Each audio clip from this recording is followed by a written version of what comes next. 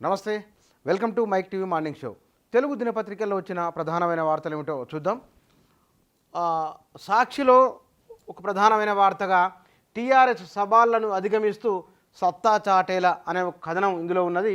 లోక్సభ ఎన్నికలపై బీఆర్ఎస్ అధినేత కేసీఆర్ దృష్టి, నేతలు కేడర్లో ఆత్మవిశ్వాసం నింపుతూ సిద్ధం చేసేలా ప్రణాళికలు, అభ్యర్థుల ఎంపిక సమన్వయం, ప్రచార షెడ్యూల్పై కసరత్తు, ఇప్పటికే 11 స్థానాలకు అభ్యర్థుల ఖరారు, ఆర్ఎస్ ప్రవీణ్ కుమార్ను చేర్చుకోవడం ద్వారా కొత్త ఎత్తుగడ, మొదటి వారం నుంచి ఎన్నికల ప్రచారానికి సమాయత్తం అనే వార్త ఇందులో ఉన్నది. ఈ మధ్యకాలంలో సిట్టింగ్ ఎంపీలు కాంగ్రెస్లోకి బీజేపీలోకి వెళ్తూ ఉన్నారు.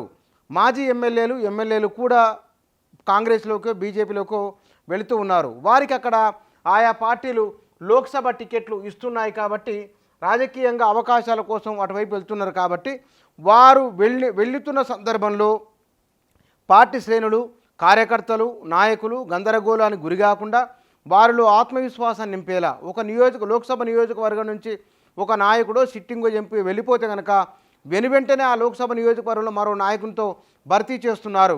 అంటే అభ్యర్థులు లేరేమో కదా, అభ్యర్థుల కొరత ఉంది, గందరగోళం, గజిబిజి అనే అంశాలకు అవకాశం ఇవ్వకుండా వెనువెంటనే చర్యలు తీసుకుంటున్నారు. వెంటనే ఆయా నియోజకవర్గాల వారితో మాట్లాడుతున్నారు, చర్చలు సంప్రదింపులు చేస్తున్నారు.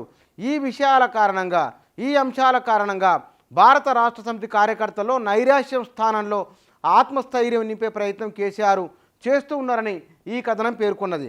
అంతేకాదు సామాజిక వర్గాల వారిగా వారు తీసుకుంటున్న చర్యలు, ఈసారి లోక్సభ ఎన్నికల్లో బీసీలకు ఎక్కువ ప్రాధాన్యతనివ్వాలని ఒక ఆలోచన, దీంతో పాటుగా సుదీర్ఘకాలంగా పనిచేసిన వారికి ఇతర పార్టీల్లోకి వెళ్ళినప్పటికీ కూడా మొదటి నుంచి తెలంగాణ ఉద్యమంతో అటాచ్ అయిన వారికి లోక్సభ ఎన్నికల్లో ప్రాధాన్యత ఇవ్వాలనే భావన కూడా కేసీఆర్ వ్యక్తం చేసినట్టు తెలుస్తున్నది.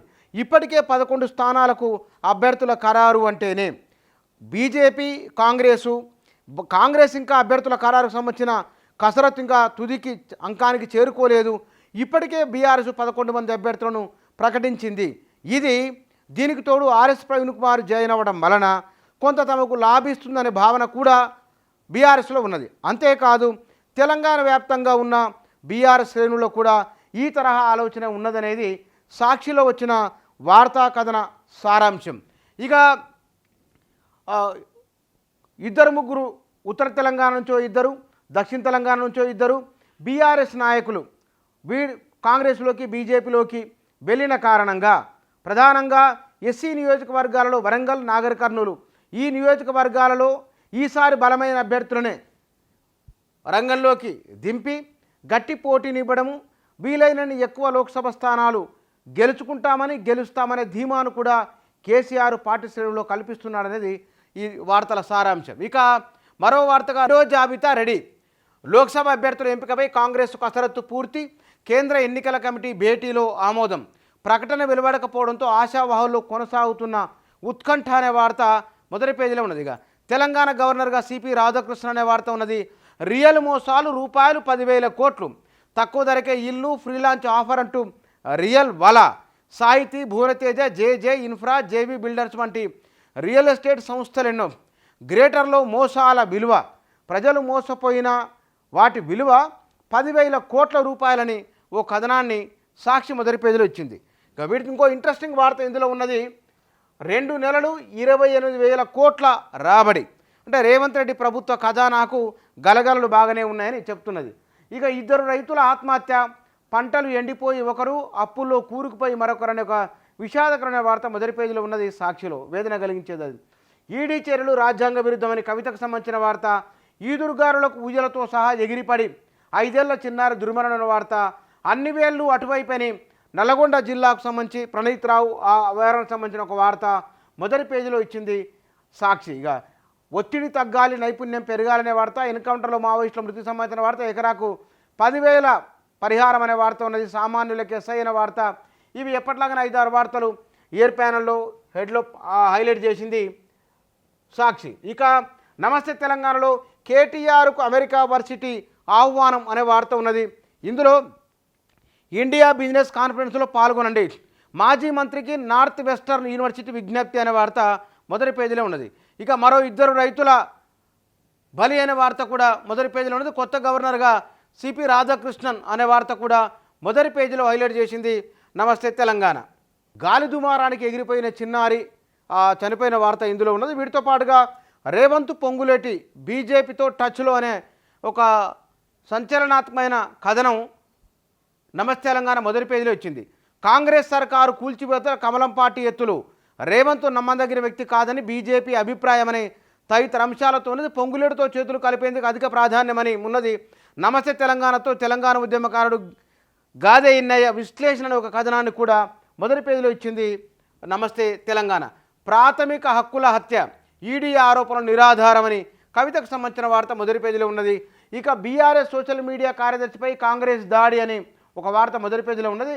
వీటితో పాటు అరెస్టు రాజకీయ కుట్ర అనే వార్త, ఢిల్లీ మద్యం కేసును విచారిస్తున్న జడ్జి నాగపాల్ బదిలీ అనే వార్త కూడా మొదటి పేజీలో ఉన్నది. వీటితో పాటు ప్రయోజనం జీరో, ఆంక్షల నడుమ గృహజ్యోతి అమలు, నిబంధనలతో సగం మంది దూరం అనే వార్త కూడా మొదటి పేజీలో ఉన్నది.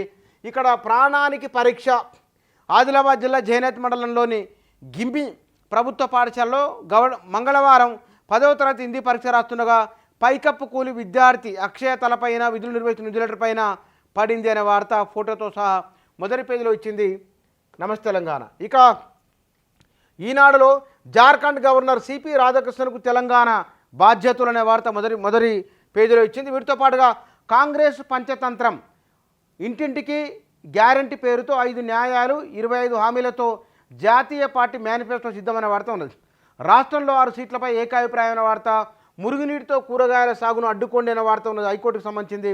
నా అరెస్టు ప్రాథమిక హక్కుల హననమే అని సుప్రీంకోర్టులో కవిత పిటిషన్కి సంబంధించిన వార్త. నేడే తొలి నోటిఫికేషన్, 102 లోక్సభ స్థానాల్లో నామినేషన్లకు శ్రీకారం అనే వార్త ఉన్నది. రామ్దేవ్ బాబా బాలకృష్ణలపై సుప్రీంకోర్టు ఆగ్రహం, ఇద్దరూ తమ ఎదుట హాజరు కావాలని ధర్మాసనం ఆదేశం అనే వార్త ఉన్నది. అంతర్జాతీయ డ్రగ్ డీలర్ ఓక్రా అరెస్టు అనే వార్త మొదటి పేజీలో ఇచ్చారు. గాలికి ఎగిరిపడిన బాలిక చికిత్స పొందుతూ మృతి అనే వార్త కూడా మొదటి పేజీలో ఇచ్చింది ఈనాడు దినపత్రిక. ఇక ఆంధ్రజ్యోతిలో ఇయర్ ప్యానెల్లో ఫిరాయింపుదారులదే నిజమైన పార్టీయా అని సుప్రీంకోర్టు వ్యాఖ్యలకు సంబంధించిన వార్త మొదటి పేజీలో ఉన్నది. ఇక మల్కాజ్గిరి నుంచి సునీత అని కాంగ్రెస్ అభ్యర్థుల ఎవరెవరు అనేది ఒక ఫోటోలతో ఒక కథనం ఇచ్చింది. పేద మహిళలకు ఏడాదికి 1,00,000, యువతకు ఏడాది పడ 1,00,000 అప్రెంటిస్షిప్ అని ఒక కాంగ్రెస్ మేనిఫెస్టోకి సంబంధించిన వార్త బ్యానర్ ఐటెం కింద ఇచ్చింది ఆంధ్రజ్యోతిగా. గవర్నర్గా రాధాకృష్ణన్ అనే వార్త మొదటి పేజీలో ఉన్నది ఆంధ్రజ్యోతిలో. అత్యంత కాలుష్య దేశాల్లో భారత్ 3వ స్థానంలో ఉందని ఒక కథనం ఉన్నది. ఏ సాఫ్ట్వేర్ వాడారు అని ప్రణీత్ రావు కేసు అప్డేట్కి సంబంధించిన కథనాన్ని ఆంధ్రజ్యోతి మొదటి పేజీలో ఇచ్చింది. వీటితో పాటుగా అరెస్టు అక్రమం అని కవిత కేసుకు సంబంధించిన వివరాల కథనం ఒకటి ఇచ్చింది. ఇందులో ఫోన్ ట్యాపింగ్లో ఇరికించే కుట్రని ఎర్రబెల్లి కామెంటు, శ్రీనివాస్ గౌడ్పై చట్టపరమైన చర్యలు అనే మరో కథనం కూడా మొదటి పేజీలో ఆంధ్రజ్యోతి ఇచ్చిందిగా. చక్రం తిప్పేది వీరే అని మొత్తం భారతదేశంలో ఉన్న నరేంద్ర మోదీ మినహా విపక్ష నాయకులు, ఇండియా కూటమి నాయకులు ఎవరెవరు ఉన్నారో, కూటమిలో లేని వారు కూడా ఎవరెవరు ఉన్నారో 8 మంది నాయకులు వారి ప్రభావాలకు సంబంధించిన 2024 లోక్సభ ఎన్నికల్లో భారత రాజకీయాల్లో ప్రధానమైన పాత్ర పోషించే నాయకులు చక్రం తిప్పేది వీరే అని ఒక కథనాన్ని ఆంధ్రజ్యోతి మొదటి పేజీలో వచ్చిందిగా. బడగల్ల నష్టము రోడెక్కిన రైతన్న అనే వార్త కూడా ఉన్నది. వీటితో పాటుగా పతంజలిపై సుప్రీంకోర్టు ఆగ్రహం అనే వార్త, సిఏఏ అమలుపై స్టే ఇవ్వలేమని సుప్రీంకోర్టు చెప్పిన వార్త కూడా మొదటి పేజీలో ఉన్నది. ఫోను వాడుతూ రైలు ఎక్కితే జైలుకే, పట్టాల పరిసరాల్లో సెల్ఫీ దిగినా అంతే, ట్రాక్ పక్కన నడుస్తూ ఫోను మాట్లాడద్దు, భద్రతా దృష్టి అధికారుల నిషేధాజ్ఞలు అనే వార్త ఉన్నది. ఇది మంచి వార్తనే. ఇక 4 తెలుగు దినపత్రికలు మొదటి పేజీలో ప్రాధాన్యత ఇచ్చిన వార్తాంశాలు ఇవి.